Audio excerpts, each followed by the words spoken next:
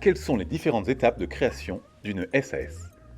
De façon générale, pour créer une SAS, il faut passer par les 5 étapes suivantes.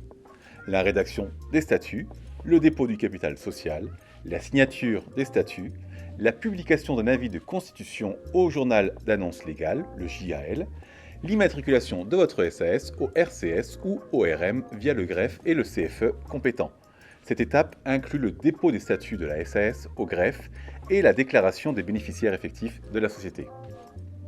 Petite mention préliminaire avant de poursuivre. Tout au long de ces étapes, je vais m'adresser à vous comme si vous étiez dans la peau d'un associé. Étape 1. La rédaction des statuts d'une SAS. Les statuts de votre société, c'est le contrat qui vous lie à vos associés et détermine le fonctionnement et l'organisation de votre SAS. Les statuts sont donc absolument essentiels. Ils doivent donc être pensés et rédigés avec soin. Ici, dans le cadre de la SAS, la rédaction des statuts est une étape d'autant plus importante qu'elle vous laisse une grande liberté. À vous, les associés. C'est vous qui décidez ce dont le futur de leur société sera fait. C'est pour ça que vous faire accompagner par un expert peut être une très bonne idée. Les experts qui peuvent vous accompagner dans la création de votre SAS sont variés. Ça peut être un avocat, un expert comptable, un notaire ou une legal tech. Les statuts de la SAS doivent obligatoirement être fixés par écrit. Ils peuvent prendre la forme d'un acte sous seing privé, simplement conclu entre les associés, ou d'un acte authentique enregistré par un notaire. Attention, si un bien soumis à publicité foncière est apporté au capital de la société, alors les statuts doivent obligatoirement prendre la forme d'un acte notarié. Les statuts d'une SAS comportent 2 types de dispositions. Les mentions obligatoires et les mentions facultatives. Les mentions à intégrer de façon obligatoire dans les statuts sont la forme sociale, en l'occurrence une SAS, la durée de vie de votre société. Légalement, elle ne peut être supérieure à 99 ans. Mais ne vous inquiétez pas, il est possible de prolonger l'existence de l'entreprise au-delà. Le nom de la société, ici, vous pouvez vous lâcher, être créatif. Mais vous devez penser à vérifier auprès de l'INPI et du greffe du tribunal compétent que l'appellation choisie n'a pas déjà été attribuée à une autre société. L'adresse du siège social de la SAS. Il peut s'agir d'un local commercial loué, du domicile du président de la SAS, si cela est légalement possible, ou encore d'une société de domiciliation. L'objet social de la SAS. Il s'agit ici de désigner de façon suffisamment claire, mais relativement ouverte, l'activité que prévoit d'exercer la société. Attention à ne pas trop réduire son champ d'action. Par ailleurs, l'activité doit être licite. S'il s'agit d'une activité réglementée, avocat, architecte, courtier en assurance, pharmacien, etc., vous devez en plus disposer des autorisations nécessaires pour l'exercer. Le montant du capital social de la SAS, celui-ci doit être en cohérence avec le projet porté par les associés, au risque pour ces derniers et pour les dirigeants de la SAS de voir leurs responsabilités engagées si l'entreprise ne parvient pas à fonctionner normalement. Ces derniers sont libres de le fixer librement. Le capital social peut potentiellement être de 1 euro seulement, l'identité des actionnaires associés qu'il s'agisse de personnes physiques ou de personnes morales, le détail des actions émises, tel que requis par l'article R224.2 du Code de commerce, nombre, valeur nominale, nature des droits, etc. L'évaluation des apports en nature, le cas échéant, l'identité des apporteurs et le nombre de parts sociales octroyées en contrepartie de ces apports. Notez qu'avec les autres associés de la SAS, vous pouvez décider à l'unanimité de ne pas nommer de commissaire aux apports si aucun apport ne vaut plus de 30 000 euros et si le montant total des apports en nature n'excède pas la moitié du capital social. La mention des actionnaires bénéficiant d'avantages particuliers, le cas échéant, et la nature des privilèges accordés, droit de vote double, priorité pour la perception des bénéfices, etc.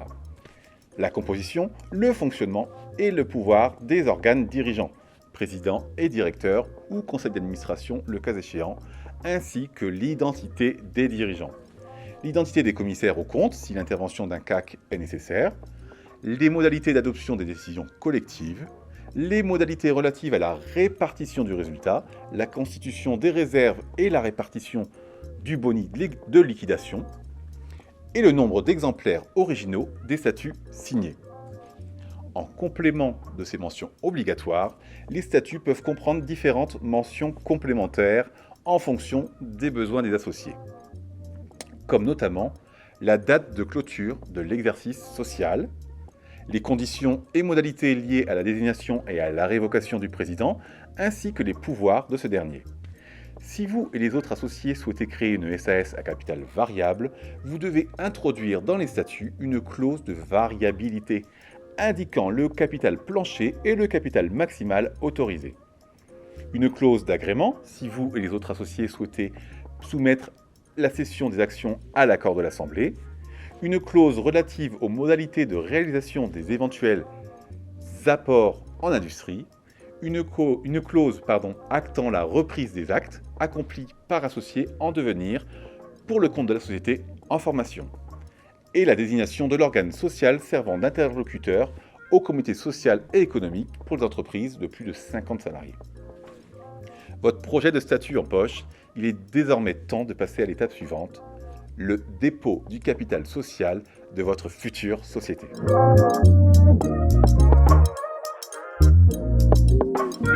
Étape 2. Le dépôt du capital social de la SAS. Le dépôt de capital est obligatoire. Il permet d'attribuer un patrimoine propre à la société. Le dépôt de capital concerne les apports en numéraire, somme d'argent. On dit que les actionnaires libèrent leurs apports. Cela signifie qu'ils en transfèrent la propriété à la société en les déposant sur un compte dédié, ouvert au nom de la société. Les apports en numéraire constituant le capital social peuvent être versés en totalité lors du dépôt de capital social. Il est également possible de ne verser que la moitié du montant de tous ces apports lors du dépôt initial. Dans ce cas, le restant doit être libéré ou versé dans les 5 ans qui suivent la constitution de la SAS. Le dépôt de capital social peut être réalisé auprès d'une banque, d'un notaire, d'un avocat ou de la Caisse des dépôts et consignations. Une fois l'opération réalisée, l'organisme choisi délivre une attestation de dépôt de capital aux actionnaires. Ce précieux sésame est l'un des documents qui doivent être inclus dans le dossier de demande de création d'une SAS.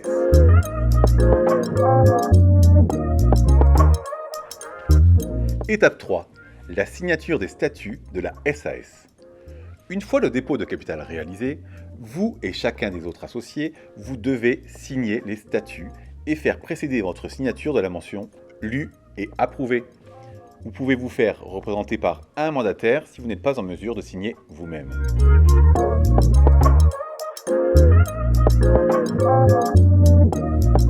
Étape 4. La publication au journal d'annonce légale, le JAL. Une fois les statuts signés, un avis de constitution doit être publié dans un journal d'annonce légale. Cette publication vise à informer les tiers de la naissance de la société. L'avis de constitution de la SAS doit paraître dans un JAL habilité à diffuser des annonces dans le département d'immatriculation de l'entreprise. Il revient aux associés de la SAS de choisir le JAL qui leur convient le mieux. Cette démarche peut être réalisée sur Internet et est payante, facturée à la ligne. L'annonce de constitution doit comprendre différentes informations listées à l'article R210, 4 du Code de commerce. Le statut juridique de votre société, en l'occurrence, à nouveau, une SAS. Le nom de la société, l'adresse du siège social de la SAS, la date de signature des statuts et la précision de la nature de l'acte, notarié ou sous seing privé. Le montant du capital social. En cas de SAS à capital variable, il convient d'indiquer le montant du capital plancher fixé par les statuts. La durée de vie de la SAS, l'objet social de la SAS, le nom et l'adresse du président de la SAS, les noms et adresses des actionnaires de la SAS, les noms et adresses des autres dirigeants le cas échéant, les noms et adresses des commissaires aux comptes le cas échéant, les noms et adresses des représentants de la société à l'égard des tiers, la mention du greffe du tribunal où la SAS sera immatriculée au registre du commerce et des sociétés, RCS.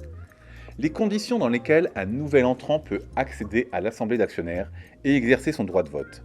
Il convient notamment de préciser les modalités d'attribution du droit de vote et du droit de vote double. la mention des éventuelles clauses d'agrément et l'indication de l'organe social destiné à statuer sur les demandes d'agrément dans le cadre des cessions d'actions. Pour vous inspirer, retrouvez un modèle d'annonce légale pour la création d'une SAS sur le site de la Chambre de commerce de Paris.